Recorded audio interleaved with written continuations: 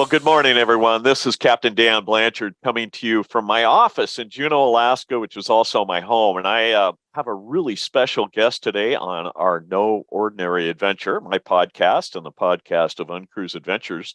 And I am super excited to bring on board a guy that I have loved to get to know and deeply appreciate. Sometimes I feel like Bill, who I'll introduce shortly, is like I think we're brothers from a different mother. We are. And Bill and I have been in the industry both for a long time. So we're going to chat with Bill about his life and what he's doing. But welcome to No Ordinary Adventure, Bill, and thanks for being on board with us. Dan, it's a great pleasure, and even a greater pleasure to just have been sailing with you on the Wilderness Explorer, and what an amazing experience. Yeah, I was so happy you got on board, and it's, you were here during the early season, which, we forever have been saying to people, come during the early season, the chances of sun is greatest. But, it's always hard to get people to come up in April. You had some great weather. Yeah, I wasn't disappointed. It was actually sunny every day, so it was phenomenal. And even if it wasn't sunny, the scenery and the way you execute the cruise is so very, very different than anything I've ever been on. I was actually, I had trepidations of actually sailing on a small ship because I never have, but those fears are long gone, and I am hooked. Sign me up for the next one. Sounds good. I like that idea. Well, tell me, one thing I was just pleasantly surprised with, and even though I knew you had been in the industry for a long, long time, Sure. As we got closer to having you up in Juneau, all of a sudden, all my friends around town start popping up. people that you and I know, Tanya, Right, exactly, and yeah, Laura, and all these people that we know. And I found out that, wow, Bill's kind of a celebrity even in my own town. So tell me, you have evolved and done a lot of different things, I know now, in the travel industry. But tell me what's happening today, and what is Bill and Porthole all about? So I'll give you the Reader's Digest version of how I got started in this business. Much like yourself, when you were a captain on the ships, I started working for a cruise line almost 45 years ago, Carnival Cruise Lines. And at that time, they had three ships, the Nina, the Pinta, and the Santa Maria. No, they had it was the Carnival, the Mardi Gras, and the festival. And I was the cruise director. They hired me to be the folks who looked after the passengers to make sure they had a great cruise. I'm also a professional magician. Actually, they hired me to do magic, and they liked the way that I did my magic. And that led to me being, a cruise director. I was doing simple card tricks, stuff like this, where you take the cards and you shuffle them. Hours of practice to learn this, Dan. It's really very, very difficult to do. Yeah. But so I did that. And then, I worked on board for 12 years. And while on board, I saw an opportunity, as the cruise industry was growing and the consumers were more interested in cruising, to develop a magazine that captured the cruise experience, especially for those who have never been. Hence the birth of Porthole magazine, which is going on 35 years. And still going strong today. And that's how I started. I got the idea from being on board and visualizing the cruise from the crew members' point of view, from the guest point of view, and then developing this publication. And really, we're the only one out there that reaches the consumer directly. There's many B2B publications, but only one consumer magazine that targets cruising. Yeah, that's really true. And you and I, both being in the industry for so long, know that there are plenty of publications from business to business, as you say. Yeah. But the piece that where Porthole has been so successful is really in that outreach to people interested in cruising. And right. How has that changed? I'm just a little off script here, but how has that changed since the day of print and digital and all this kind of thing? In terms of the magazine itself? Yeah. Well, I think that, during COVID, we made a decision to take the printed version of Porthole, this was filmed in Antarctica, actually. You'll be on the cover in the upcoming issue, by the way, just so you know. I didn't want to surprise you. So it's going to be, it's all digital now because the print was very expensive, obviously, and more and more people wanted a digital publication. It's more shareable, it lives longer, and we can update it more frequently. So we've taken all our subscribers from print to digital, and they seem very, very happy with it, even happier because the magazine has a little more life than a printed piece. Yeah, and I reflect that as well. And we did the same at UnCruise Adventures, and I Sure. think there's also the environmental impact is something to consider as well. Right. So it's Right. yeah, honor what you're Yeah. doing there. Yeah, I mean, I get it. I've been with Porthole reading your magazine for years and years and years. I really appreciate it, but I'm I knew we curious. had a reader. I knew we had a reader. There was at least one out there, Bill. You shared with us a little bit about how you got in the travel industry, but Sure. Sure. and in those early days at Carnival and in Florida and such, and you still make your home in Florida, I believe. We do. We live in a little town called Delray Beach, which is about an hour north of the port of Miami and 30 minutes north of Port Everglades and about 2 hours from Orlando. So we're right in the center of it, really, in terms of cruising. Yeah, and you've seen the whole industry grow and take off, and then there's this kind of Yeah. specialized thing here at UnCruise, and you were recently on with this. Can you share kind of maybe some of the Yeah. So experiences? I was nervous about taking a small ship because I'm a big ship guy. I've been on, the big Royal Caribbean ships and Carnival and Princess and, with the full scale entertainment and the big cabins and this and that. And, but you know what? Once I sailed, all that doesn't matter. It doesn't matter because what you do, the way you bring people to the destination, and the people who are on board are all there for a common good. They're all there for the same purpose. And the beauty of a small ship, although the cabins are small, it doesn't matter. It really doesn't matter. The experience was amazing. And by the way, the food on board, that's another thing I was worried about. The food was damn good.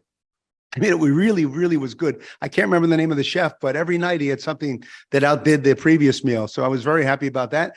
And I met some really nice people. Unlike a large ship where you bump into someone one day and might not see them to the end of the cruise, I made lifelong friends on this ship that I'm staying in touch with. And we hope to cruise again on UnCruise in the very, very near future.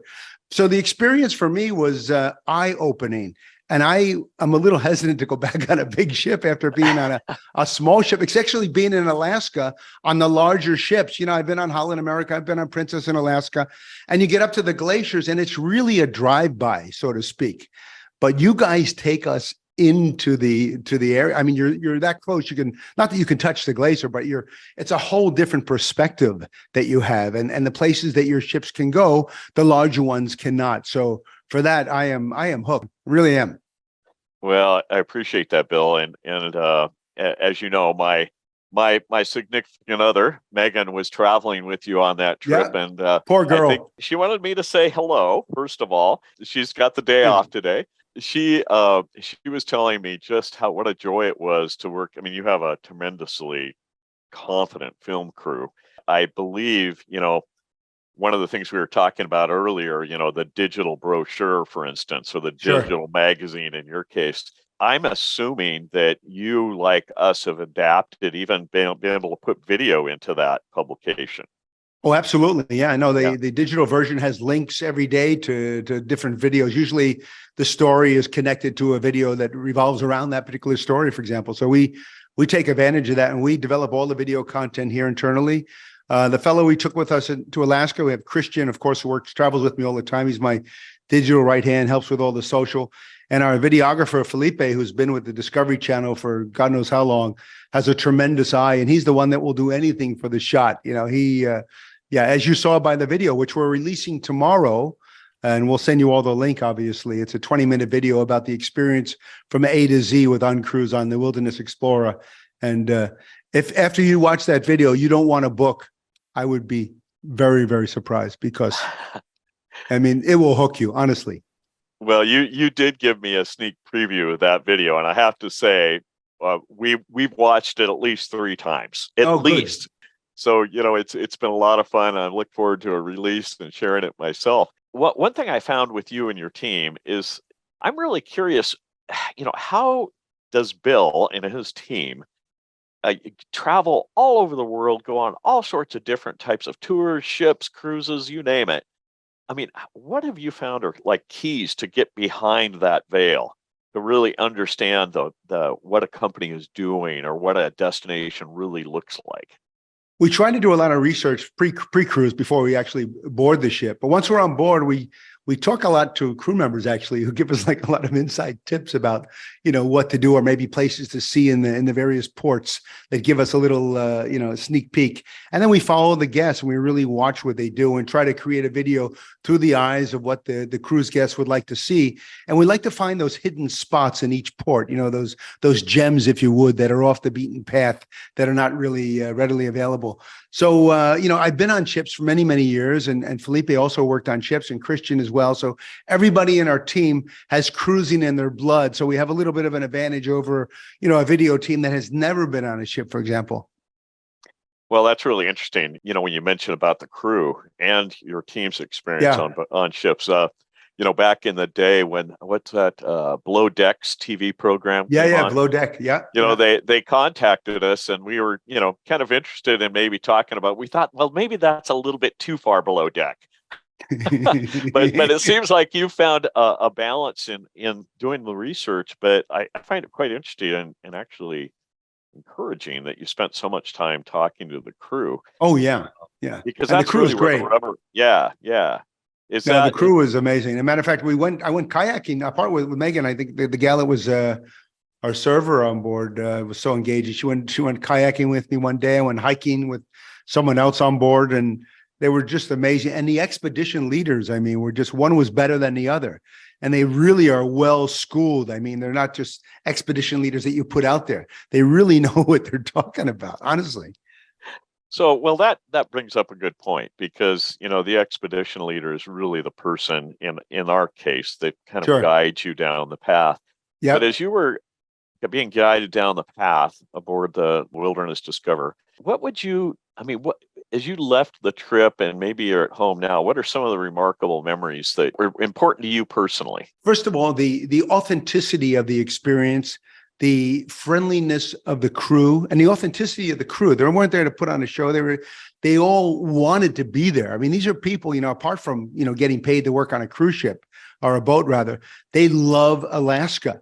And every week I asked him, I said, do you enjoy it? He said, I look forward to this every week because every week we go, something is different. The scenery changes or something, the landscape is a little bit different. So everybody on board wants to be there, as opposed to some of these larger ships where you find some crew members that are really just, they're there because they have to be there. So everybody was so welcoming and friendly, and they really wanted to become part of you. Part of your group. It's a different mindset. It's a different, it's hard to explain, crew members on the larger ships in general, they're all very nice and they've been doing it many years and they jump from one ship to another. But on the Wilderness Explorer, and I'm sure like many of your other vessels, they really enjoyed being there and they commented on, how great it is to work for UnCruise. And that came up over and over again. I'm not just blowing smoke, but that did come up often on board. Well, that's really great to hear. Thank you. I'm a real believer that, you hire on personality and at first, that's the most important. But Bill, just because I like you so much, I'm going to put on my Bill glasses. Oh, there you go. We're wearing the same color frames, a little different style. I'm noticing there. I should have your hat on, and you should have mine on too, as we did in the video. What were we thinking? I'm kind of curious about your personal travels outside of of maybe ships, or it could be ships. But I'm curious. You are such a well-traveled guy, and I can certainly share places that have just bowled me over and changed my life. Sure. Give us a little insight into, what turns Bill's crank. Well, my wife, we both love Turkey. We spend a lot of time in Turkey every year. I have a lot of friends there, and I've grown to a great fondness of Turkey. So a part of all my travels, you'll find me either in Istanbul or Kusadasi or Bodrum or, one of those places for about 2 or 3 weeks every year.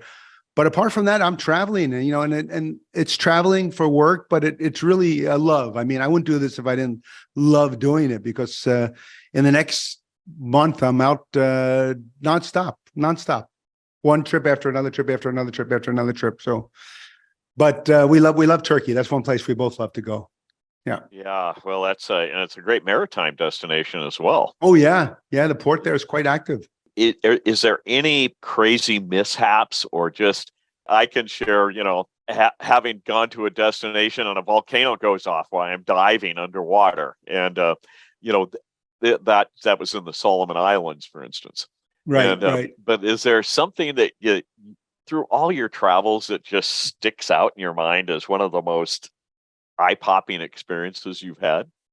When I was on the cruise ships years ago, we were caught unexpectedly in Hurricane, I think it was Allen, and that was a lot of rock and rolling out there. That was it was exciting at the same time, a little nerve wracking, but that was one of them, and that was a smaller boat. That was about 800 guests at that time, caught in a pretty heavy duty hurricane. Apart from that, not real. I mean, not really. I mean, I've had experiences, as a cruise director on the ships. I Yeah. have funny things that I can remember. I mean, passengers who have never cruised before come up with the craziest questions. They're on a ship, they've never been to these ports, and they'll come up to you as the cruise director because you're the guy they see and go to after watching Love Boat and all those shows that were very popular back then. I was Julie McCoy, if you would, on the ship. So they would come with me and they would ask questions with a straight face. First of all, they would ask, do the waiters and do the busboys sleep on the ship? They would ask me this question. I said, no, at night we lower the lifeboats and we send them home. That was one question that came up a lot. And they would ask questions like, do the stairs go up and down? So it's just people who are, it's funny questions. But after a while, after being on ships for 12 years and doing, 8 months at a time on a cruise ship, seeing 800 to 1,000 people every week back and forth, the questions start to repeat themselves and the faces start to repeat themselves as well. And you swear you saw this person 2 cruises earlier, but obviously it wasn't. But unlike UnCruise, after the first 2 hours, I knew everybody, not only the crew, but every guest. And they knew me, which was phenomenal, and that experience you do not have on a large ship. And that's what I think is missing, because cruising is an opportunity to bring people together and to form relationships, long-lasting relationships, and you guys do it very, very well. Well, thank you. Yeah, I think you had like 57 people on your trip. Yeah. The boat's Yep. maximum capacity is like 74. Yeah. Yeah. So Yeah. it does, it does build for a very intimate experience. I will Yeah. share though, back in the day when I was a captain, you're kind of talking about people asking if the stairs go up or down. I remember one time pulling up, we'd sailed up to a fjord in the night. We were cruising up there, and there's the glacier. And I had a gentleman come to me and kind of put his hand on my shoulder, and he goes, "Well, when did we go through the locks? What elevation are we at now?" Because they were used to mountains and glaciers being high, right? They weren't used to them being right down at the water. So I kind of thought that was entertaining and a fun story as well, because wake up, all of a sudden you're right at a glacier, and all you're associating glaciers with is mountains is kind of an interesting perspective from a visitor standpoint. That's funny. Yeah. You remember also before I sailed, I was jokingly saying to you, can I see a whale breach in front of my kayak, or can I see the Northern Lights? Well, I think I saw both at cruise. Yeah, you guys did get Northern Lights. Yeah, we That's did. right. That was special. I mean, 2:00 in the morning, they made an announcement. Everyone got up, and it was phenomenal. So thank you for arranging that, Dan. I appreciate that. Well, how you captured that was awesome, because Yeah. I actually saw the video. Yeah. And somebody comes on the mic and says, "I'm sorry to wake you up. It's 2 Yeah. a.m. Yeah. We've got Yeah. Northern Lights on deck." And Exactly.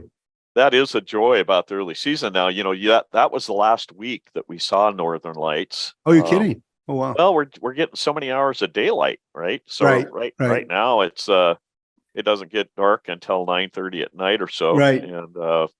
And it's getting light at 4 in the morning, and pretty soon we're gonna reach maximum light, so you can't see the Northern Lights. They're there, but you can't see them. There's just too much light going on. The other thing that I liked, and maybe it was on my cruise only, but I'm sure it's on the others, that you don't bump into the larger ships, even at sea. I mean, maybe you see them from a distance, but we saw nothing. It was just us out there. I mean, that's generally the case. Although I will share a funny story with you that happened aboard your same boat last week. Right.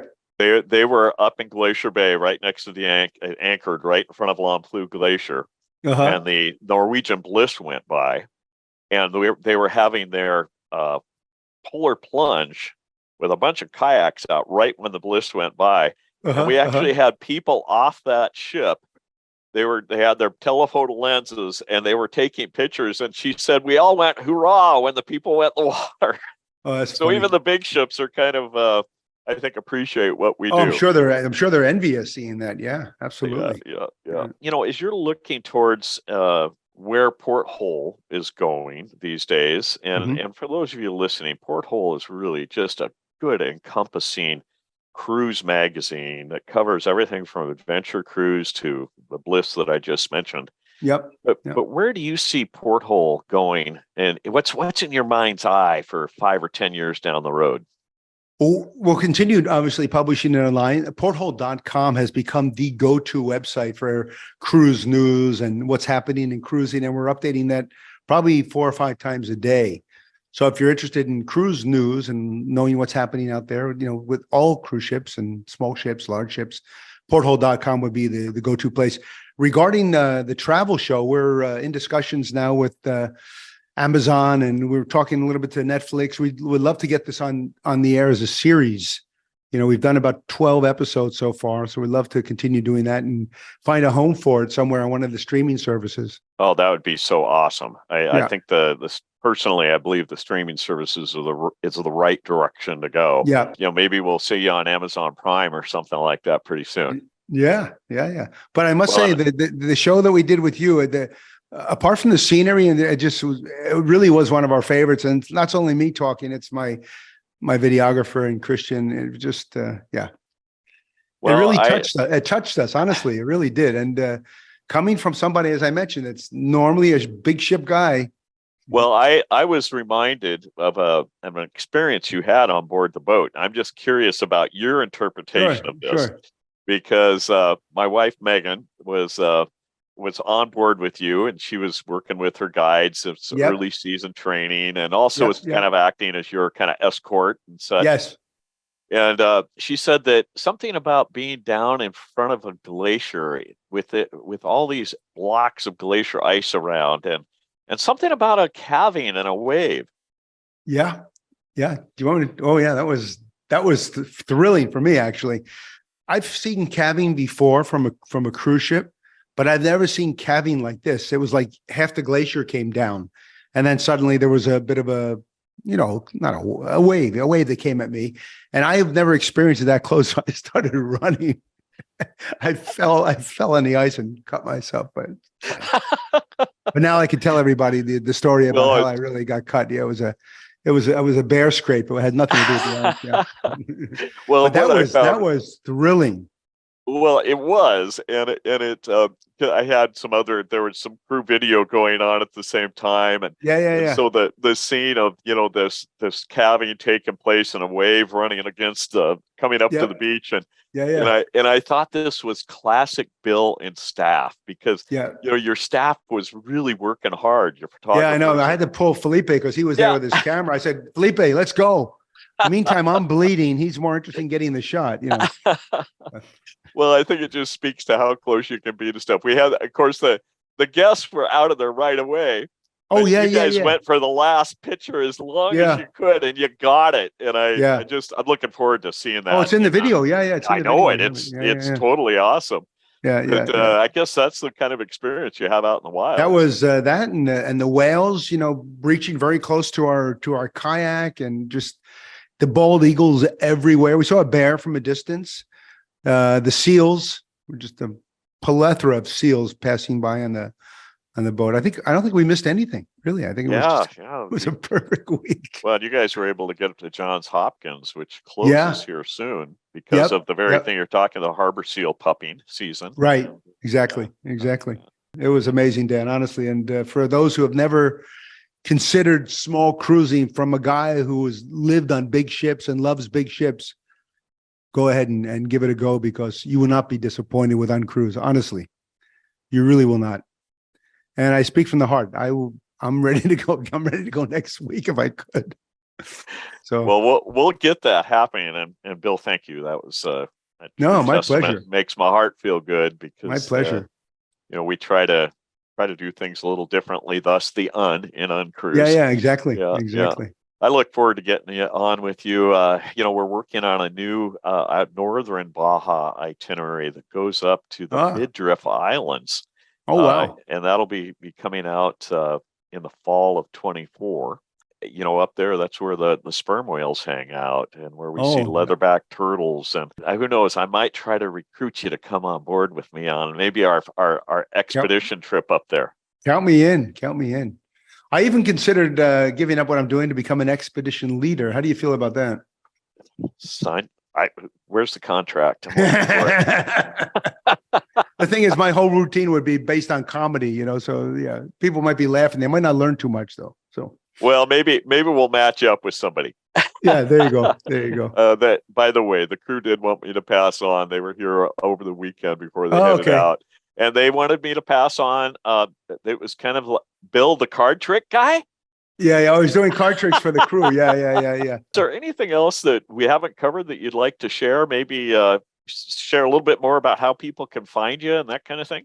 Yeah, I mean, Porthole Magazine, obviously, for those of you who do not subscribe, just go to porthole.com and you can subscribe there. Again, it comes out 6 times a year. It's digital only, and every issue features different ships, different destinations. Soon we'll be doing a big feature on UnCruise in the upcoming issues. Yeah, I suggest you to read it. It's written by those who have been on cruises before and those who lived on cruise ships before. It's not just written by any writers, so we try to hire people who are seasoned in the business and have that perspective that they can pass on to people. And follow us on YouTube at Cruise and Travel with Bill Panoff. And we update that quite frequently. And we're going to be releasing the travel show we did with UnCruise tomorrow. And Dan will have the link as well. And we encourage you to watch that. If you're not converted now, you will be converted after you watch that, because it really captures, I believe, the true essence of the experience. And Dan, again, thank you and Megan and the entire team for making it such a memorable experience for us and for our team. Yeah, it was awesome. So good to have you in Juneau as well, Bill. I really appreciate the time we had.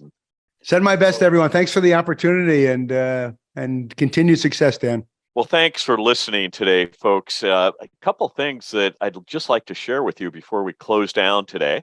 I want to let you know that this Saturday coming up, we have a cruise giveaway that's going to be listed on all our social channels, Facebook, Instagram, the whole bit.